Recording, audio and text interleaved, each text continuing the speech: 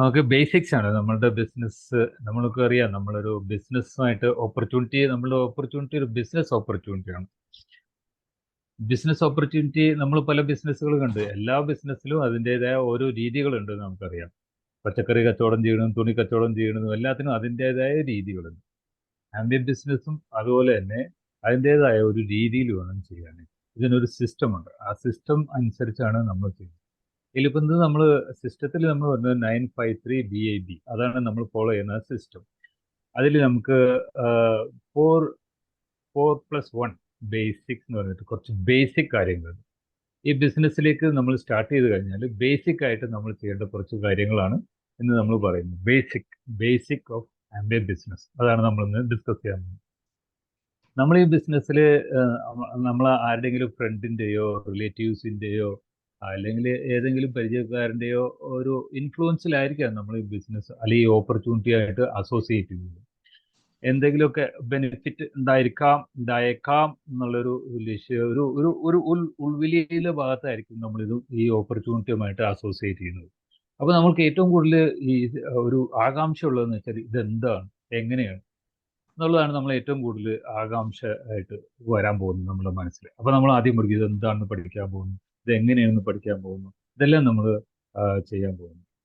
അപ്പോൾ നമ്മൾക്ക് ഇത് കുറച്ചൊക്കെ കാര്യങ്ങളൊക്കെ പഠിച്ച് ഇതൊക്കെ നമ്മൾ പ്രാക്ടീസ് ചെയ്യുമ്പോൾ, പറഞ്ഞ് നമ്മൾ ചെയ്യുമ്പോൾ, നമ്മളെ ഓരോരുത്തരെയും ഇത് ബിസിനസ് ഈ ഓപ്പർച്യൂണിറ്റി ചെയ്യുന്ന ഓരോരുത്തരെയും അലട്ടാൻ പോകുന്ന പ്രശ്നം എന്താണെന്ന് വെച്ചാൽ, ഓരോ പ്രാവശ്യവും നമ്മൾ ഈ പഠിച്ച കാര്യങ്ങൾ പറയുമ്പോൾ നമ്മളെ അലട്ടാൻ പോകുന്ന പ്രശ്നം എന്താ, ഞാൻ എന്തിനാണ് ഇത് ചെയ്യുന്നത്, അത് നമ്മൾ അലട്ടിക്കൊണ്ടേയിരിക്കും. ഈ ഇതിനൊരു സൊല്യൂഷൻ, ഇതിനൊരു ഒരു ഒരു ഒരു എയിം നമ്മൾക്കില്ലെങ്കിൽ എന്താ വിഷയം എന്ന് വെച്ചാൽ, നമ്മൾക്ക് ഇതിൽ നിന്ന് വിട്ടുപോകാനുള്ള സാധ്യത ഭയങ്കര കൂടുതൽ. സോ വെരി വെരി ഇമ്പോർട്ടൻറ്റ്, എന്തിനാണ് ബിസിനസ് ചെയ്യുന്നതെന്ന് നമ്മൾക്ക് നല്ല ധാരണയുണ്ട്. എന്തുകൊണ്ടാണെന്ന് വെച്ചാൽ ഇതിൽ നമ്മൾ പൈസ മുടക്കിയിട്ടില്ല, ആരും ചോദിക്കാനില്ല. ഈ ഒന്നും ചെയ്തില്ല എന്ന് വെച്ചാൽ ആരും ചോദിക്കാനില്ല, ആരും നമ്മൾ ഡീഗ്രേഡ് ചെയ്യാനില്ല, ആരും നമ്മളുടെ ഈ ഡിവിഡൻസ് കട്ട് ചെയ്യാനില്ല, ആരും നമ്മുടെ ലീവ് കട്ട് ചെയ്യാനില്ല, ഒന്നുമില്ല. സി, അബ്സല്യൂട്ട് ഫ്രീഡം തരുന്ന ബിസിനസ്സാണ്. പക്ഷേ പ്യുവർ ഫ്രീഡം തന്നാൽ നമ്മളുടെ ഹ്യൂമൻ ബീയിങ്ങിൻ്റെ ഒരു വിഷയം എന്ന് വെച്ചാൽ, ആരെങ്കിലുമൊക്കെ നമ്മൾ ശ്രദ്ധിക്കാനില്ലെങ്കിൽ നമ്മൾ അയഞ്ഞു പോകും. അത് നമ്മളെ പൊതുവായിട്ടുള്ളൊരു വിഷയമാണ്. സോ ശ്രദ്ധിക്കാൻ ആരും ഇല്ലെങ്കിൽ നമ്മളെ മുന്നോട്ട് നയിക്കുന്ന എന്തെങ്കിലും ഘടകങ്ങൾ നമുക്ക് വേണം. സോ അതിനാണ് നമ്മൾ ഇതിനകത്ത് കുറച്ച് ബേസിക് സ്റ്റെപ്പുകൾ നമ്മൾ അതിന് list building. First step list building. List building എന്ന് പറഞ്ഞാൽ നമ്മൾ ഈ അലട്ടൽ ഒഴിവാക്കണം. എന്തിനാണ് ബിസിനസ് ഞാൻ ചെയ്യുന്നത്? അത് നമ്മളെ ആവശ്യങ്ങളായിരിക്കാം, നമ്മളുടെ സ്വപ്നങ്ങളായിരിക്കാം. പക്ഷെ അത് നമ്മൾ എഴുതി വെക്കണം. എഴുതി വെച്ചാൽ മാത്രമാണ് ഇതിൻ്റെ വാട്ട് ആൻഡ് ഹൗ, എന്താണിത്, എങ്ങനെയാണിത് എന്നുള്ളത് നമ്മൾക്ക് ഡ്രൈവ് ചെയ്ത് മുന്നോട്ട് പോകാൻ പറ്റും. എന്തിനത് ഞാൻ ചെയ്യുന്നു എന്നുള്ളതിന് ധാരണ വന്നു കഴിഞ്ഞാൽ മാത്രമാണ് ഇതിൻ്റെ ചെയ്യേണ്ട കാര്യങ്ങൾ നമുക്ക് കുറച്ച് പെർസിസ്റ്റൻ്റ് ആയിട്ട് കണ്ടിന്യൂസ് ആയിട്ട് നമുക്ക് ചെയ്യാൻ പറ്റും. So list building very important. First list of our needs അല്ലെങ്കിൽ ഡ്രീംസ്. നമ്മളുടെ നമ്മളുടെ ഉള്ളിൽ കൊണ്ടു കിടക്കുന്ന സ്വപ്നങ്ങളുടെ, നമ്മളുടെ ആവശ്യങ്ങളുടെ ഒരു ലിസ്റ്റ് നമ്മൾ എഴുതി തയ്യാറാക്കും. ഈ ലിസ്റ്റ് ബിൽഡിങ്ങിൽ നമ്മളുടെ ഇപ്പോഴുള്ള വരുമാനത്തിനെ ബേസ് ചെയ്തുള്ളതല്ല, ഇപ്പോഴുള്ള നമ്മളുടെ കപ്പാസിറ്റിയെ ബേസ് ചെയ്തുള്ളതല്ല, നമ്മളുടെ ഉള്ളിൽ കൊണ്ടു കിടക്കുന്ന സ്വപ്നങ്ങൾ, അതാണ്. അത് ചിലപ്പോൾ വലിയ വലിയ സ്വപ്നങ്ങളായിരിക്കും, നമ്മളുടെ വരുമാനത്തിനെ ബേസ് ചെയ്തതായിരിക്കില്ല. പക്ഷെ നമ്മൾ പറയാൻ പോകുന്നത് നമ്മളുടെ വരുമാനത്തിനെ ബേസ് ചെയ്തായിരിക്കും. അങ്ങനെയല്ല വേണ്ടത്. നമ്മളുടെ ഉള്ളിൽ കൊണ്ടു കിടക്കുന്ന സ്വപ്നങ്ങളായിരിക്കും, നമ്മളുടെ ആവശ്യങ്ങളായിരിക്കാം. അത് നമ്മൾ എഴുതി തയ്യാറാക്കി വെക്കണം. എഴുതി തയ്യാറാക്കുമ്പോഴാണ് നമ്മൾ ഇതിൻ്റെ വാട്ട് ഹൗ ഇത് നമുക്കൊരു കൺഫർമേഷൻ തരുള്ളൂ. ഓ, ഇത് ഈ സാധനങ്ങൾ ഇതിലൂടെ നേടാൻ പറ്റും എന്നുള്ളൊരു ബോധ്യം അതിലൂടെ കിട്ടുള്ളൂ. എഴുതി തയ്യാറാക്കിയാലും മാത്രമേ ഉള്ളൂ. അത് വേണം. സോ നമ്മൾക്ക് അപ്പോൾ ആലോചിക്കാം, സ്വപ്നങ്ങളും ആവശ്യങ്ങളും ആർക്കാ ഇല്ലാത്തത്? എല്ലാവർക്കും സ്വപ്നങ്ങളും ആവശ്യങ്ങളും ഉണ്ട്. അത് ശരിയാണ്. പക്ഷെ എല്ലാവർക്കും അത് നേടാൻ പറ്റുന്നില്ല. എന്തുകൊണ്ടാണ്? കുറച്ച് ആൾക്കാർ സ്വപ്നങ്ങൾ നേടിക്കൊണ്ട് ജീവിക്കുന്നു, കുറച്ച് ആൾക്കാർ അവർ ആവശ്യപ്പെടുന്ന അല്ലെങ്കിൽ അവർ ആഗ്രഹിക്കുന്ന കാര്യങ്ങൾ നേടിക്കൊണ്ടല്ല ജീവിക്കുന്നത്. അതും വളരെ ഇമ്പോർട്ടൻറ്റ് ഫാക്ടർ. സ്വപ്നങ്ങൾ ഉണ്ടായിക്കൊണ്ടോ അത് എഴുതി വെച്ചുകൊണ്ടോ കാര്യമുണ്ടോ എന്ന് ചോദിച്ചാൽ, അടുത്ത സ്റ്റെപ്പ് വെരി ഇമ്പോർട്ടൻറ്റ്. ഈ എഴുതി വെച്ച സ്വപ്നങ്ങൾ, നമ്മൾ കൊണ്ടു നടക്കുന്ന സ്വപ്നങ്ങൾ നിർബന്ധമായിട്ടും വേണമെന്ന് ആഗ്രഹമുണ്ടോ? നമ്മളുടെ ക്യാരക്ടർ എന്താണെന്ന് വെച്ചാൽ നമ്മൾക്ക് 1,00,000 രൂപ മാസം കിട്ടാൻ സാധ്യതയുണ്ട്. ഓ, 1,00,000 രൂപയുടെ ഒന്നും ആവശ്യത്തില്ല, 10,000 രൂപയ്ക്ക് ഞാൻ ജീവിച്ചു കാണിച്ചു തരണോ എന്ന് പറയുന്ന വീമ്പ് പറയുന്ന ഒരു കാറ്റഗറി ചിന്താഗതിയുള്ള കൂട്ടത്തിലാണ് നമ്മൾ. അപ്പൊ നമ്മൾക്ക് സ്വപ്നങ്ങൾ ഇല്ലെങ്കിലും ഇതൊന്നും ഇല്ലെങ്കിലും എനിക്ക് ജീവിക്കാൻ പറ്റും കാണിച്ചു അങ്ങനത്തെ വീമ്പ് പറയുന്ന അതിൽ നിന്ന് നമ്മൾ മാറണം. എന്നുവെച്ചാല് നമ്മൾ ഇന്ന് കാണുന്ന വലിയ വലിയ business owners hi fi life lead ചെയ്യുന്ന എല്ലാവരും അവരുടെ സ്വപ്നങ്ങൾ നേടിയെടുക്കണമെന്ന് നിർബന്ധമുണ്ട്. നമ്മൾ എന്തുകൊണ്ടാണ് നിർബന്ധം പിടിക്കാത്തതെന്ന് അറിയോ? നമ്മൾ നിർബന്ധം പിടിക്കാത്തതിന് ഒരേ ഒരു കാരണം നമ്മൾ ചെയ്തുകൊണ്ടിരിക്കുന്ന കാര്യം വെച്ചിട്ട് അത് നേടാൻ പറ്റൂല എന്ന് ഉത്തമ ബോധ്യമുള്ളത് കൊണ്ടാണ്. അത് ഉത്തമ ബോധ്യമുണ്ട് നമുക്ക്. അതുകൊണ്ടാണ് അത് നമ്മൾ നിർബന്ധം പിടിക്കാത്തത്. പക്ഷേ നമ്മളുടെ ഈ ഓപ്പർച്യൂണിറ്റി നമുക്കറിയാലോ, നമ്മളുടെ ഏത് സ്വപ്നങ്ങളും നേടാൻ പറ്റിയ ഒരു സംഭവമാണ്. അതുകൊണ്ട് നമുക്ക് നിർബന്ധം പിടിക്കാം. നിർബന്ധം പിടിക്കണം. നിർബന്ധം പിടിക്കുമ്പോഴാണ് നമ്മൾ റിയലൈസ് ചെയ്യുള്ളൂ എന്താ നമ്മൾ ചെയ്തുകൊണ്ടിരിക്കുന്ന കാര്യം വെച്ച് ഇതിലേക്ക് എത്താൻ പറ്റില്ല. അപ്പൊ നമ്മൾ ഇതിനെ ശരിക്ക് ഇൻ ഡെപ്ത് പഠിക്കാൻ ശ്രമിക്കും. ഈ ഓപ്പർച്യൂണിറ്റി ഇതിൽ കൂടെ പറ്റുമോ ഇല്ലയോ എന്ന് നമ്മൾ പഠിക്കാനായിട്ട് തയ്യാറാവും. നിർബന്ധം പിടിച്ചില്ലെങ്കിൽ പഠിക്കാൻ തയ്യാറാവില്ല. നമ്മൾ ചാരി നിൽക്കുള്ളൂ. ചാരി നിന്നാൽ ഒന്നും കിട്ടില്ല. ഇതിൽ വർക്ക് ചെയ്താൽ മാത്രമേ കിട്ടുള്ളൂ. ചാരി നിന്നുകൊണ്ട് ഒന്നും കിട്ടില്ല. ഇതൊരു ഓപ്പർച്യൂണിറ്റിയാണ്, ഇതൊരു വഴിയാണ്. ഈ വഴിയിൽ നിന്നുകൊണ്ടൊന്നും കഴിയില്ല. വഴിയിലൂടെ നമ്മൾ നടക്കണം. എന്നാൽ മാത്രമാണ് ആ അറ്റത്തെത്താൻ പറ്റുള്ളൂ. വഴി കാണിച്ചു തരാനാണ് പറ്റുള്ളൂ ആൾക്കാർക്ക്. നമ്മളുടെ ഈ ബിസിനസ്സിൽ ഈ ഓപ്പർച്യൂണിറ്റി ഈ വഴി കാണിച്ചു കൊടുക്കാനേ പറ്റുള്ളൂ. വഴി കൂടെ നടക്കാൻ തയ്യാറുള്ളവർക്ക് മാത്രമാണ് ആ ലക്ഷ്യത്തിലെത്താൻ പറ്റുള്ളൂ. So very important. വഴി നല്ലതാണ്. അതിലൂടെ ഒരുപാട് ആൾക്കാർ സക്സസ്ഫുൾ ആയിട്ടുണ്ടോ, ഇത് എത്ര കാലമായിട്ടുണ്ട്, ഇതൊക്കെ നമ്മൾ അന്വേഷിക്കാൻ ശ്രമിക്കും. അന്വേഷിക്കാൻ ശ്രമിക്കുമ്പോഴാണ് നമുക്കിത് ബോധ്യമാവുന്നത്. സോ ലിസ്റ്റ് ഓഫ് ഡ്രീംസ് വളരെ വളരെ ഇമ്പോർട്ടൻ്റ്. ഇപ്പൊ ലിസ്റ്റ് ഓഫ് ഡ്രീംസ് നമുക്ക് മനസ്സിലായി ഇതൊക്കെ നേടാൻ പറ്റും എന്നുള്ള കാര്യം നമ്മൾക്ക് മനസ്സിലാവുമ്പോൾ ഇത് നേടണമെങ്കിൽ എന്താ വേണം? നമ്മൾക്ക് മണി വേണം. മണി നമ്മളുടെ വലിയ വലിയ സ്വപ്നങ്ങളാവുമ്പോൾ ചെറിയ എമൗണ്ട് മണി ആവില്ല. ചെറിയ എമൗണ്ട് മണി ആവില്ല. വലിയ വലിയ മണി വേണം. വലിയ വലിയ മണി പോകുമ്പോൾ നമ്മൾ ചെയ്തുകൊണ്ടിരിക്കുന്ന കാര്യം വെച്ച് ഇപ്പൊ ഒരു ഒരു ജോലി ചെയ്യുന്നുണ്ട്, അതിൽ ഇത്ര വരുമാനം കിട്ടും. അപ്പൊ നമ്മൾ പൈസ കൂടുതലോ, അപ്പൊ വേറെ ജോലി ചെയ്യാം. ഇതായിരിക്കും നമ്മുടെ ആദ്യത്തെ മൈൻഡ്. അപ്പൊ വേറെ ജോലി ചെയ്ത്, അല്ലെങ്കിൽ മൂന്നാമത് ഒരു ജോലി ചെയ്തു, നാലാമത് ഒരു ജോലി ചെയ്തു, ഇതൊക്കെ മണി കൂട്ടി കൂട്ടി കൊണ്ടുവരാം. പക്ഷെ എന്താണ് നമ്മൾ നഷ്ടപ്പെടുന്നത് വെച്ചാല് നമ്മൾക്ക് ജീവിക്കാൻ സമയം ഉണ്ടാവില്ല. ജീവിക്കാൻ സമയം ഉണ്ടാവില്ല. മണി മണി ഉണ്ടാക്കി ഉണ്ടാക്കി നമ്മൾ പോകുമ്പോൾ സമയം, നമ്മളുടെ യൂത്ത് നഷ്ടപ്പെടും, നമ്മളുടെ ആരോഗ്യം നഷ്ടപ്പെടും. മണി മാത്രം ബാക്കി ഉണ്ടാവുള്ളൂ. സ്വപ്നങ്ങളിലേക്ക് എത്തുമ്പോൾ ആരോഗ്യം ഉണ്ടാവില്ല, അതിനുള്ള മാനസികാവസ്ഥയും ഉണ്ടാവില്ല. സോ ഫിനാൻഷ്യൽ ഫ്രീഡം ആണ് വേണ്ടത്. ഫിനാൻഷ്യൽ ഫ്രീഡം എന്ന് പറഞ്ഞാൽ സർപ്ലസ് മണി, അൺലിമിറ്റഡ് മണി, അത് എൻജോയ് ചെയ്യാനുള്ള ടൈം, അത് എന്നും കിട്ടുമെന്ന് ഉള്ള ഉറപ്പ്, സെക്യൂരിറ്റി. മണി, ടൈം, സെക്യൂരിറ്റി, ഇതാണ് ഫിനാൻഷ്യൽ ഫ്രീഡം. ഫിനാൻഷ്യൽ ഫ്രീഡം കിട്ടുന്നത് ഏത് കാറ്റഗറിക്കാണ്? ബിഗ് ബിസിനസ് കാറ്റഗറിക്കാണ് ഫിനാൻഷ്യൽ ഫ്രീഡം കിട്ടുന്നത്. എന്താണ് big business category? Reliance, KFC, Chicking, ഇതെല്ലാം കാണുന്നു. ബാങ്കുകൾ, പല പല വലിയ വലിയ ബാങ്കുകൾ, ഇതെല്ലാം ബിഗ് ബിസിനസ് കാറ്റഗറി. എന്താണ് അവർ ചെയ്യുന്നത്? അവരേലുള്ള പ്രോഡക്റ്റോ സർവീസോ നാടൊട്ടക്ക് വിതരണം ചെയ്യാനായിട്ടുള്ള ഹ്യൂജ് നെറ്റ്വർക്ക് ഉണ്ടാക്കിയിരുന്നു. ഫ്രാഞ്ചൈസി നെറ്റ്വർക്ക് ആയിരിക്കാം, ബ്രാഞ്ച് നെറ്റ്വർക്ക് ആയിരിക്കാം, പാർട്ട്നേഴ്സ് നെറ്റ്വർക്ക് ആയിരിക്കാം, ഡിസ്ട്രിബ്യൂട്ടേഴ്സിന്റെ നെറ്റ്വർക്ക് ആയിരിക്കാം, ഔട്ട്ലെറ്റ് നെറ്റ്വർക്ക് ആയിരിക്കാം. ഈ നെറ്റ്വർക്കിലൂടെ അവരുടെയുള്ള പ്രോഡക്റ്റോ സർവീസോ നാടിട്ട് വിതരണം ചെയ്യുന്നു. അത് ലീഗലൈസ്ഡ് ആണ്. അപ്പോൾ ഇവിടെയുള്ള അഡ്വാൻറ്റേജ്, നമ്മൾ ആംബിയ ബിസിനസ്സിലുള്ള അഡ്വാൻറ്റേജ് എന്താണ്?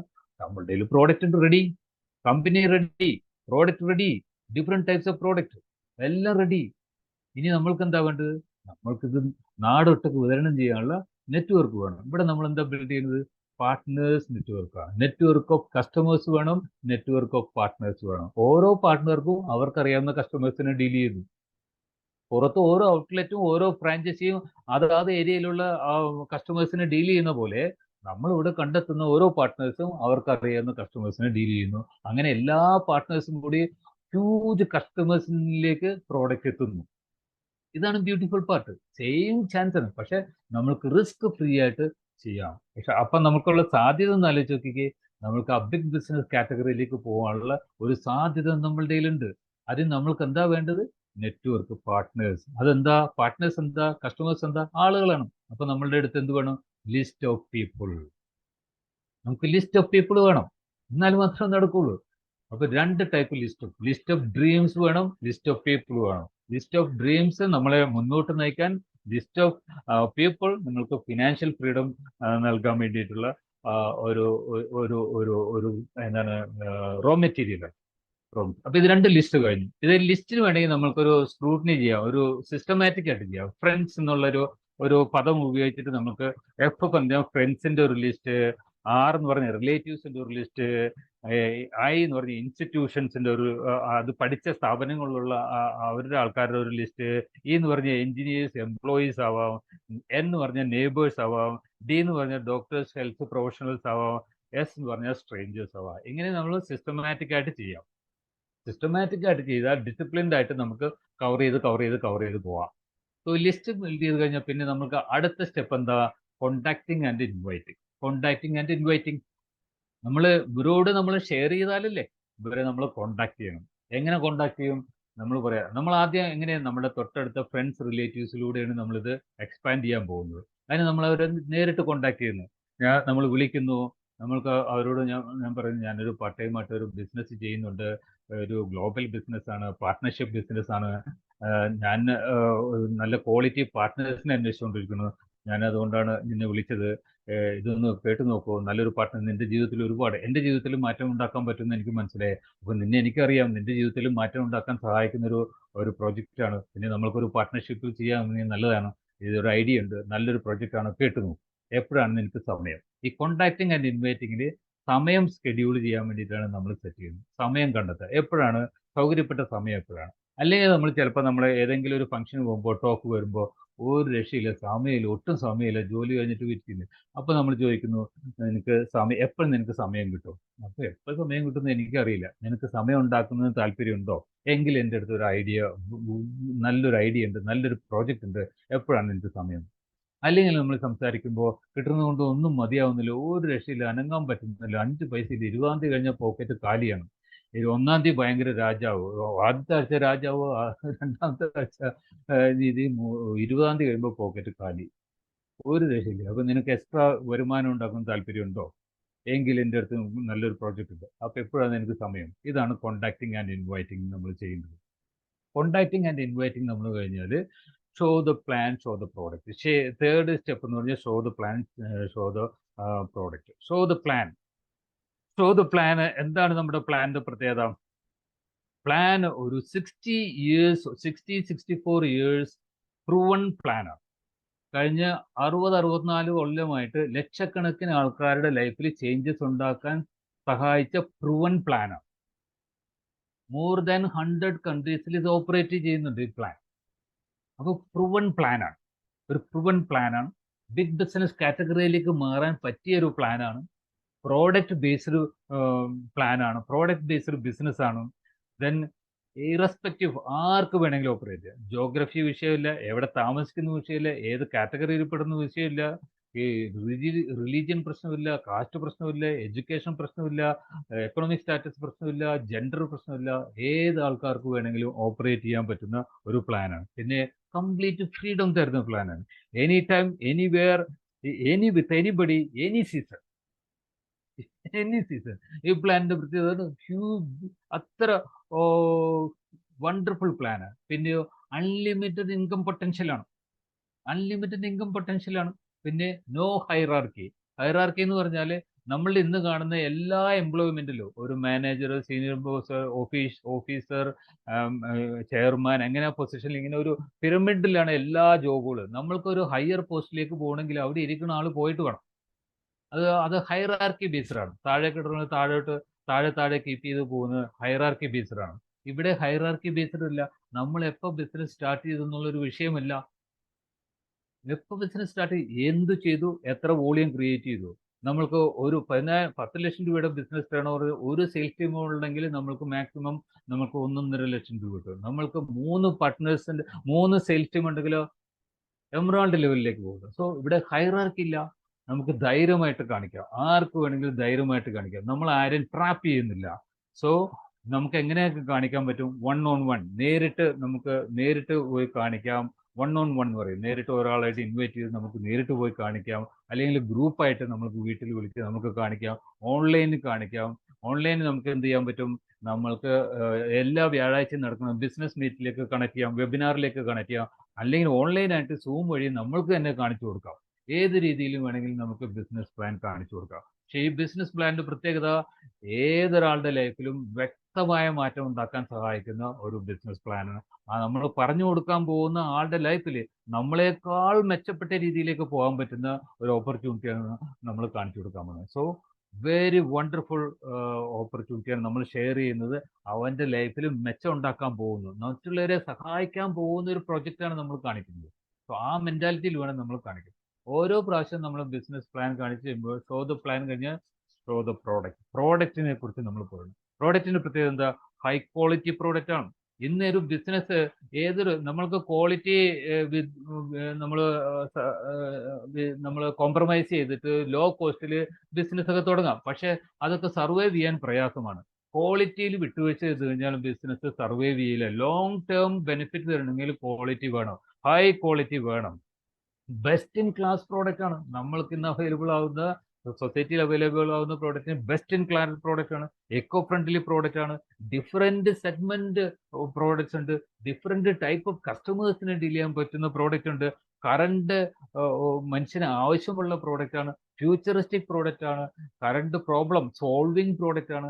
ഏതൊരു പ്രോഡക്റ്റും വെച്ച് നമ്മൾ ബിസിനസ് ചെയ്യുമ്പോൾ അതാത് സമയത്ത് മനുഷ്യൻ അനുഭവിക്കുന്ന പ്രശ്നങ്ങൾക്ക് സൊല്യൂഷൻ ആണെങ്കിൽ അത് സർവൈവ് ചെയ്യും. സൊല്യൂഷൻ, ഏതൊരാളുടെയും പ്രശ്നങ്ങൾക്ക് സൊല്യൂഷൻ കൊടുക്കാൻ പറ്റുന്ന പ്രോഡക്റ്റുകളാണ് നമ്മളുടെ അടുത്ത്. അത് ഹെൽത്തിന് സൊല്യൂഷൻ കൊടുക്കാൻ പറ്റും, ബ്യൂട്ടിക്ക് സൊല്യൂഷൻ കൊടുക്കാൻ പറ്റും, എല്ലാ ടൈപ്പിനും സൊല്യൂഷൻ. ക്വാളിറ്റി എയറിന് സൊല്യൂഷൻ കൊടുക്കാൻ പറ്റും, ക്വാളിറ്റി ഫുഡ് ഉണ്ടാക്കാൻ സൊല്യൂഷൻ കൊടുക്കാൻ പറ്റും, ക്വാളിറ്റി വാട്ടർ കിട്ടാൻ സൊല്യൂഷൻ കൊടുക്കാൻ പറ്റും, എന്തിനും ഏതിനും സൊല്യൂഷൻ കൊടുക്കാൻ പറ്റും. എന്താണ് അതിൻ്റെ ഗുണം? മനുഷ്യനുള്ള കാലത്തോളം ഇത് ആവശ്യമാണ്. ക്വാളിറ്റി എയറും ക്വാളിറ്റി വാട്ടറും ക്വാളിറ്റി ഫുഡും ക്വാളിറ്റി ഹെൽത്തും ആവശ്യമാണ്. ഫ്യൂച്ചറിസ്റ്റിക് ആണ്. 30 ഡേയ്സ് റീഫണ്ട് പോളിസിയുള്ള പ്രോഡക്റ്റ് ആണ്. എല്ലാ പ്രോഡക്റ്റും 30% നമുക്ക് ഉപയോഗിക്കാം. അത് കഴിഞ്ഞാലും റീഫണ്ട് ചെയ്യും, കമ്പനി റീഫണ്ട് ചെയ്യാൻ തയ്യാറാണ്. സോ ഡെമോ കാണിക്കണം. നമ്മൾക്ക് ക്വാളിറ്റിയെ കുറിച്ച് പറയണം, നമുക്ക് അതിന്റെ ഡെമോ കാണിക്കണം. So show the product, show the plan, show the product, demo ചെയ്തിരിക്കണം.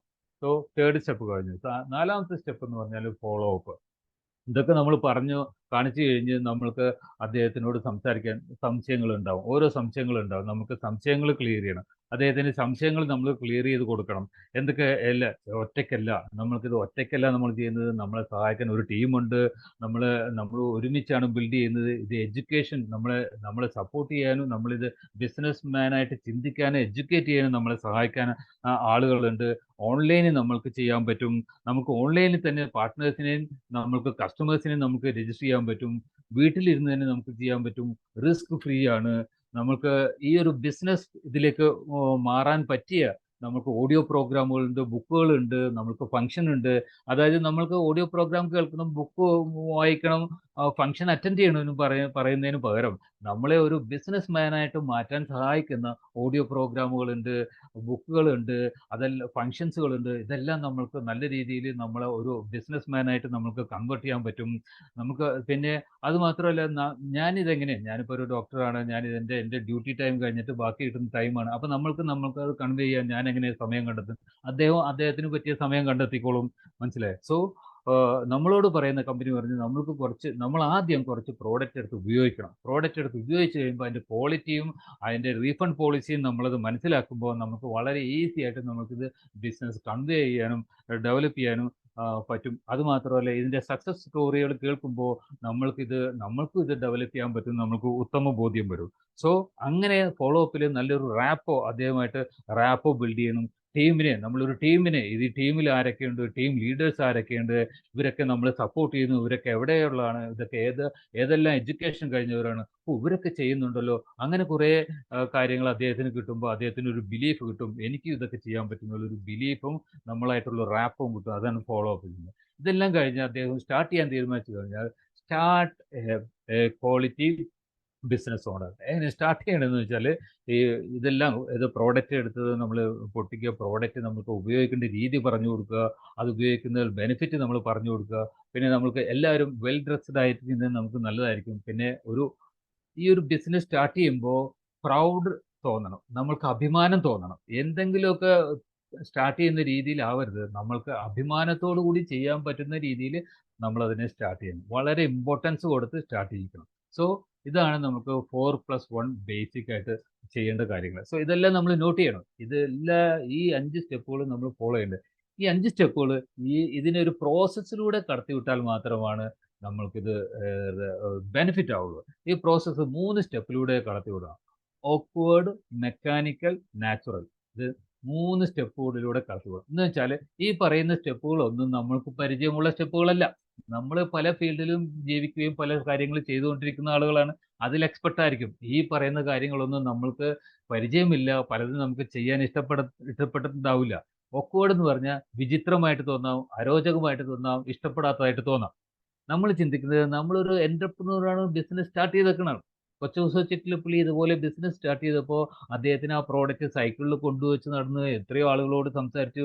പലതും അരോചകമായിട്ട് തോന്നിയിട്ടുണ്ടാവും. പക്ഷേ അദ്ദേഹം വിചാരിച്ചെന്താണ്? ഇതാണ് വഴി. ഇതിലൂടെ ചെയ്തു കഴിഞ്ഞാൽ ഇന്ന കാര്യങ്ങൾ നേടാൻ പറ്റും. ഇന്ന രീതിയിൽ ഡെവലപ്പ് ചെയ്ത് കഴിഞ്ഞാൽ ഇന്ന ലൈഫ് എനിക്ക് കിട്ടും. അദ്ദേഹത്തിന്റെ വൈ വളരെ സ്ട്രോങ് ആയിരുന്നു.